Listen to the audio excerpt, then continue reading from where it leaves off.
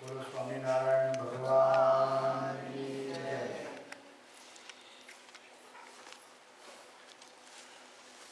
પવિત્ર તીર્થ મંદિરમાં વિરાજમાન પ્રચાર સ્વરૂપ પરમાત્માના સ્વરૂપને વંદન કરું.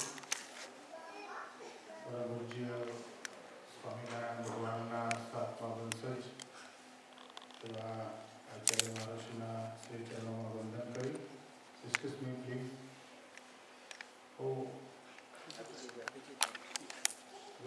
बात मत करना.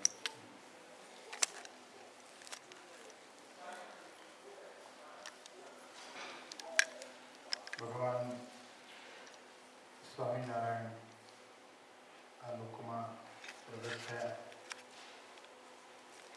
જેમને મુમુક્ષુઓ માટે એક સુંદર સંદેશ આપ્યો,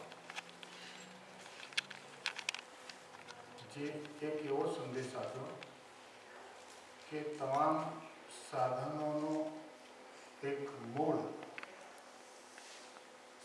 તમામ સાધનોનું સાર, તમામ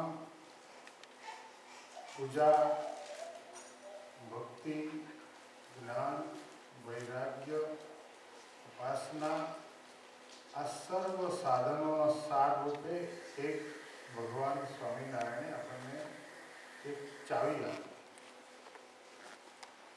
કઈ ચાવી આપી? તો ભગવાનને પ્રગટ માનવા, ભગવાનને પ્રત્યક્ષ માનવા. સ્વયં ભગવાન છે અને કેવા છે? તો જેવા અક્ષરધામમાં છે એવા જ અહીંયા છે. એ માનવામાં જેટલી કચાશ હોય, જેટલી ઉણપ હોય, જેટલું અજ્ઞાન હોય, કેટલી સિદ્ધિ મળવામાં એને ખામી ખોટ કહેવાય.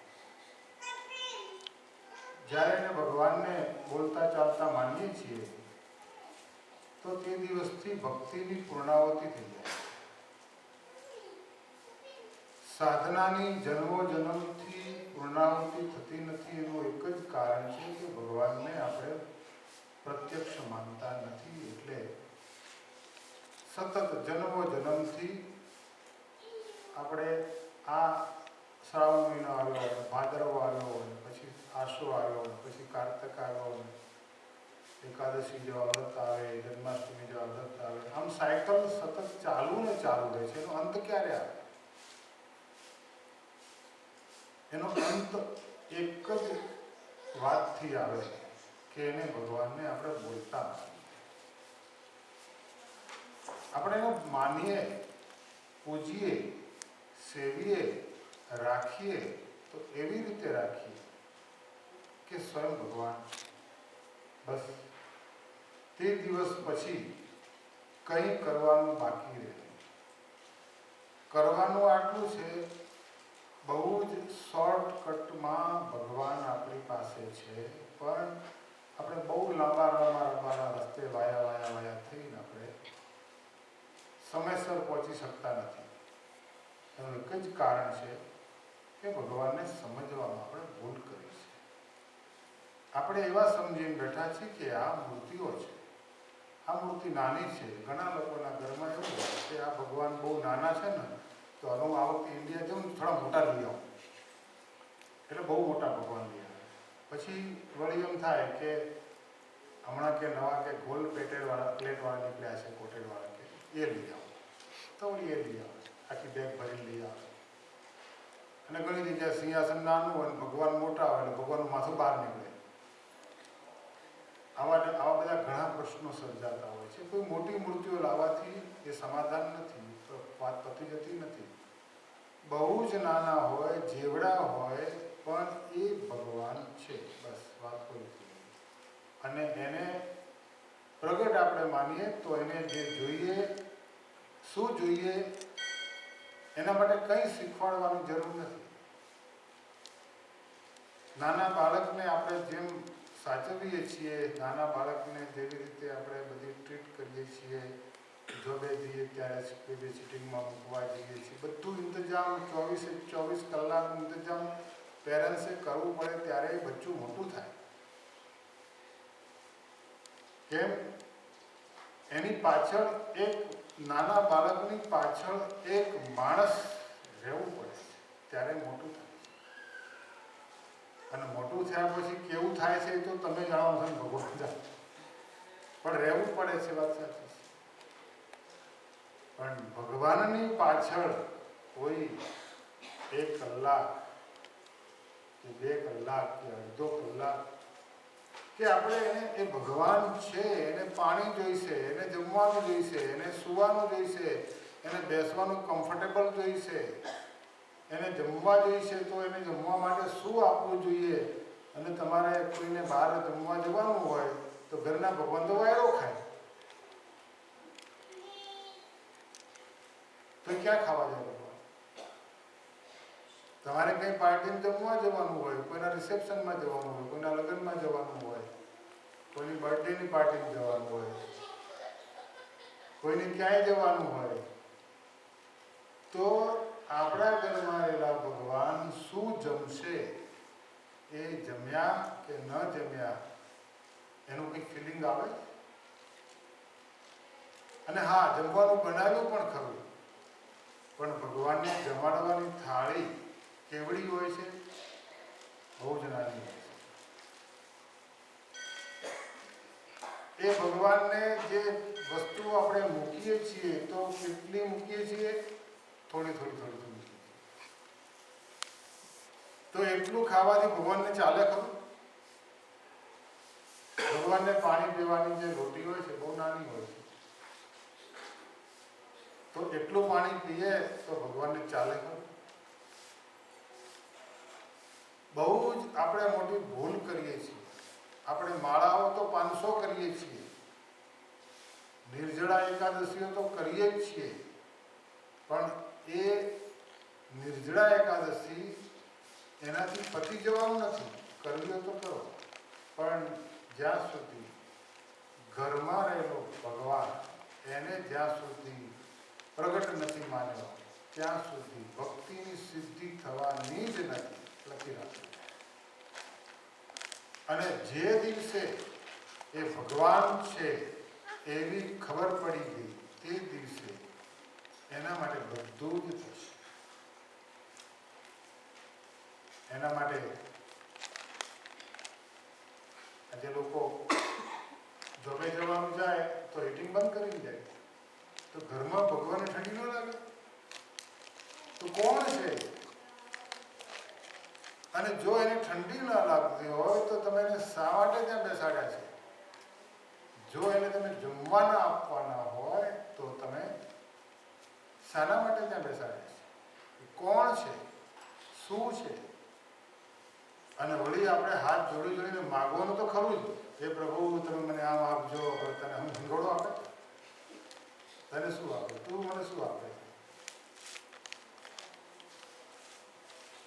જ્યાં સુધી આ વાત ન સમજાય ત્યાં સુધી કોઈ કામનું રિઝલ્ટ નહીં મળે. એ લખી જાય. કોઈ ભગવાન સાથેનો તાલમેલ આવશે જ નહીં. કોઈ ભગવાન સાથે તમારો વાર્તાલાપ નહીં થાય. નથી કહેવાનો રાઈટ, અને કહેશો તો સાંભળશે પણ નહીં. જે દિવસે એ સ્વયં ભગવાન છે અને એ ભગવાનને લાડ લડાવવાનું જે દિવસથી ચાલુ કરશો તે દિવસથી કોઈ જગ્યાએ તમારે જવાની જરૂર નહીં પડે. ભગવાન અને આપણા વચ્ચે તમામ અંતર છે એ અંતર નીકળી જશે. આપણી અને ભગવાનની વચ્ચેની જે ગેરસમજો છે એ દૂર થઈ જશે. જે જન્મો લેવાના લખ્યા છે એ જન્મો પૂરા થઈ જશે. જે ખોટા પ્રારબ્ધ લખાયા છે એ ખોટા પ્રારબ્ધ જતા રહેશે. જ્યાં સુધી એ ભગવાનને આપણે જમવાનું આપીએ છીએ ત્યારે ભગવાન જમે છે. ભગવાન જમે છે. એવી જ્યારે જ્યાં સુધી ખબર ન હોય ત્યાં સુધી ભગવાન ગમશે. અમે એક વખત પાર્કિંગ લોટમાં ગાડીમાં ભગવાનને મૂકીને જતા રહ્યા, વોલમાર્ટમાં ગાડીને લોક કરી. અંદર ભગવાન હતા. વોલમાર્ટમાં ભગવાનને લઈને જઈએ તો થોડુંક આમ ફિટ ન થાય ને, મનથી એમ લાગે આ શું તમે બધાને કોને ત્યાં કરવા આવ્યા છે, અથવા કંઈ વેચવા આવ્યા છો, લેવા આવ્યા, એટલી બધી વસ્તુ ફિટ ન થાય. પણ ત્યાં ભગવાનને મૂકેલા તો લોક કરી ગયા. પણ આવીને જોયું તો ગાડીના લોકનું બારણું એક આંગળ ખુલ્લું થઈ ગયું. નજરે જોયું છે, અને ગાડીનું બારણું નજરે જોયું કે ખુલ્લું દૂરથી જોયું, અને ત્યાં જ મનમાં ફાળ પડી કે આજ ભગવાન ગયા, કોકલી. પણ અંદર આવીને જોયું તો ભગવાન એમ ને એમ અંદર હતા. પરંતુ એ ભગવાનને ગરમી લાગી એટલે આપણે તો બારણું ન ખોલ્યું, પણ ઠાકોરજીએ બારણું ખોલી નાખ્યું. એને ગરમી પણ લાગે, એને ઠંડી પણ લાગે, એને જમવા પણ જોઈએ, એને પોઢવા પણ જોઈએ. અને આપણો બેડરૂમ કેવો અને ભગવાનનો ગોખલો કેવો.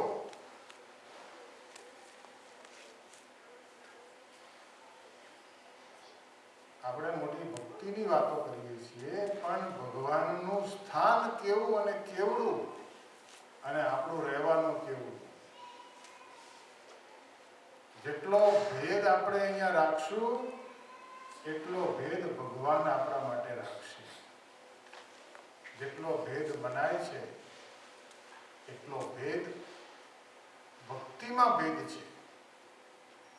કોઈ ખાવાના ખવડાવવાનો ભેદ નથી, આપણી ભક્તિનો ભેદ છે. એટલા આપણે ભગવાનને સમજવામાં આપણો ભેદ છે, ભગવાનને સ્વીકારવામાં આપણો ભેદ છે. ભગવાનને આપણે તો ખાલી એક નાટક કરીએ છીએ. જેમ પેલી જૂના સંતો વાતો કરતા ને, કે છોકરું માંદું પડ્યું તો એની મમ્મી હતી, અને એની મમ્મીએ છોકરું બીમાર પડેલું તો ભગવાનને પ્રાર્થના કરી કે હે પ્રભુ, મારો દીકરો જો સાજો થઈ જાય તો આકાશ જેવડી રોટલી બનાવીને તને ખવડાવીશ. ત્યારે એના છોકરાએ એમ કહ્યું કે મમ્મી, આકાશ જેવડી રોટલી તો ભગવાન માટે બનાવીશ તો તાવડી ક્યાંથી લાવીશ, એવી તવી ક્યાંથી, પ્લેટ ક્યાંથી લાવીશ. ત્યારે એની મમ્મીએ કીધું કે આ તો હું ભગવાનને ફોહલાવું છું. એટલે ભક્તિ ફોહલા માટે હોય તો પછી ભગવાન આપણને પણ ફોહલાવશે, એટલું તમે યાદ રાખો. જેતલપુરમાં ગંગામાં જ્યારે ભગવાન રાધા કૃષ્ણની મૂર્તિની સામે થાળ લઈને જતા હોય અને ભગવાન પ્રત્યક્ષ આવીને થાળ લઈને જતા હોય, ભગવાનને જ્યારે દૂધ પીવડાવવા જાય ત્યારે એ દૂધ ભગવાન સ્વયં પી જાય. કારણ કે ભગવાન સ્વામિનારાયણ વરદાન આપેલું છે. જેતલપુરમાં ભગવાન સ્વામિનારાયણ હોય ત્યારે ભગવાન ગંગામાના થાળ જમતા, અને જ્યારે બહારગામ જાય ત્યારે ભગવાન એ મૂર્તિઓમાં રહી અને ગંગામાનો થાળ જમતા. આ વરદાન સત્ય કરવા ભગવાન એ રાધા કૃષ્ણની મૂર્તિઓમાં રહી ભગવાને થાળ સ્વીકારતા. અને ભગવાન સ્વીકારે છે આ વાત જ્યારે મનાઈ જાય, ભગવાન જમે છે આ વાત જ્યારે સમજાઈ જાય, ત્યારે ભક્તિની પૂર્ણાહુતિ. પછી કંઈ કરવાનું રહ્યું જ નથી. આટલું જ કરવાનું છે, ખરેખર આટલું જ કરવાનું છે. કોઈ શાસ્ત્રો કંઠસ્થ કરવાની જરૂર નથી. હોમ હવન યજ્ઞ જપ તપ વ્રત દાન પુણ્ય કરી અને આખર તો વળીને ભગવાનની સામે આવીને આપણે ઊભા રહી જવાનું છે. અને આ ભગવાન છે આટલું સ્વીકારવાનું છે. આપણા દેશમાં રાજસ્થાનની અંદર કાકરોલી ગામ મંદિર છે. કાકરોલી અંદર શ્રીનાથ બાબાનું મંદિર છે. ત્યાંના રાજાએ આ મંદિર બનાવેલું અને એના પૂજારી પૂજા કરે અને રાજા પોતે રોજ મધ્યાહનના સમયે દર્શન કરવા. રાજાના તરફથી મંદિર બનેલું, રાજાના તરફથી ભોગ જમે, રાજાના તરફથી રોજ પુષ્પમાળાઓ ભગવાનને ચડાવવામાં આવે. રાજાને જ પુષ્પમાળા આપવાનો હક અને એ પુષ્પમાળા રાજાને રોજ એ પૂજારી ચડાવે. રાજા સિવાય એ પૂજાનો હાર, પ્રસાદીનો હાર બીજી કોઈ પ્રજાને કે પૂજારીને લેવાનો હક નહીં. અને આ એક નિયમ બની ગયેલો કે દરરોજ બપોરે 12 વાગ્યા પોઢ્યા પહેલા રાજા આવે અને ગઈકાલનો જે ભગવાનનો હાર જે સવારમાં પહેર્યો હોય પૂજારી ઉતારીને રાજાને પહેરાવે. અને રોજ રાજા હાર પહેરે. એક દિવસ પૂજારીને એમ થયું કે રોજ હાજર ભગવાનનો પ્રત્યક્ષ ભગવાન જે હાર પહેરે છે એ હાર એક વખત જો મને પહેરવા મળે તો કેટલા મારા ધન્યવાદ. એક વખત હું હાર પહેરી લઉં. રાજા આવવાને થોડી જ વાર હતી અને ભગવાનને ગળામાંથી હાર કાઢીને રાજાએ પોતે પૂજારી પોતે ગળામાં હાર પહેર્યો. અને એટલી વારમાં રાજાના માણસોએ ઘણી ખમ્મા સરકાર ઘણી ખમ્મા જ્યારે છડી પોકારી અને એટલી વારમાં તો પૂજારીએ પોતાના ગળામાંથી હાર કાઢી અને ભગવાનના ગળામાં પહેરાવી. અને ભગવાન પાસે રાજા આવ્યા અને પૂજારીએ ભગવાનના ગળામાંથી હાર કાઢી અને રાજાના ગળામાં પહેરાવ્યો. અને એ હાર જ્યારે રાજાના ગળામાં આવ્યો ત્યારે રાજાએ જોયું તો એ હારની અંદર વાળ ચોટેલા. કારણ કે પૂજારીની દાઢી હતી. પૂજારીની દાઢીના વાળ ચોટી ગયેલા. ત્યારે પૂજારીને રાજાએ પ્રશ્ન કર્યો, પૂજારી દાદા, આ ભગવાનના ગળામાંથી તમે હાર કાઢીને આપ્યો છે તો શું આ વાળ ભગવાનનો છે? ભગવાનની દાઢીનો વાળ છે? ત્યારે પૂજારીએ કહ્યું, હા સરકાર, આ વાળ ભગવાનની દાઢીનો છે. કારણ કે એમ કે મેં ગળામાંથી કાઢીને તમને આપી રહ્યો છે. તે દિવસે પૂજારીના છેલ્લા રામ રામ બની જાય. પણ પૂજારી એમ કહ્યું કે હા સરકાર, હમણાં તો ભગવાનને પણ દાઢી આવી છે. તો સરકારે એમ કહ્યું કે પૂજારી, ભગવાનને દાઢી આવી છે તો મારે દાઢીવાળા ભગવાન જોવા છે, દર્શન કરવા છે. અને એ દિવસે ભગવાન પડી ગયેલા હતા અને ભગવાનનો એક વખત ડેરો લાગી જાય, પડદો પડી જાય પછી સરકાર કે રાજા આવે તો પણ ખોલે નહીં. ત્યારે રાજા એમ કહ્યું કે આવતીકાલે હું આવીશ અને તમે મને ભગવાને જે દાઢી ઉગી છે કે દાઢી થઈ છે મારે દર્શન કરવા છે. અને બીજા દિવસે સવાર પડી અને રાજાને આવવાનો ટાઈમ થયો અને પૂજારી રડવા લાગ્યો ભગવાન પાસે અને ભગવાનને એમ કહ્યું, હે પ્રભુ, પેઢીઓથી હું તમારી પૂજા કરતો આવ્યો છું. એક જીવનમાં ભૂલ મેં કરી નથી, પણ એક જ ભૂલ કરી છે કે એકવાર મેં તમારો ગળામાં હાર પહેર્યો અને મારી દાઢીના વાળ રાજાના ગળામાં આવી ગયા છે અને હારમાં મારા વાળ ભરાઈ ગયા છે. માટે પ્રભુ, એકવાર મારી લાજ રાખવા માટે તમે દાઢી વધારો. દાઢીના આજે રાજાને દર્શન કરાવો, નહીંતર મને ફાંસીના માંચે ચડવું પડશે. ભગવાન પાસે રડવા લાગ્યો અને ભગવાનના પગમાં પડ્યો, કાકૃતિ કરવા લાગ્યો, પ્રાર્થના કરવા લાગ્યો, રડવા લાગ્યો. અને પૂજારી કહ્યું કે હે પ્રભુ, જો તમારી દાઢી નહીં ઉગે તો હું તમારી સામે આત્મહત્યા કરીશ અને બ્રહ્મ હત્યાનું પાપ તમને લાગશે. માટે એક બ્રાહ્મણને તમારે જીવાડવો હોય તો તમે દાઢી ઉગાડો. આપણા ભારત દેશ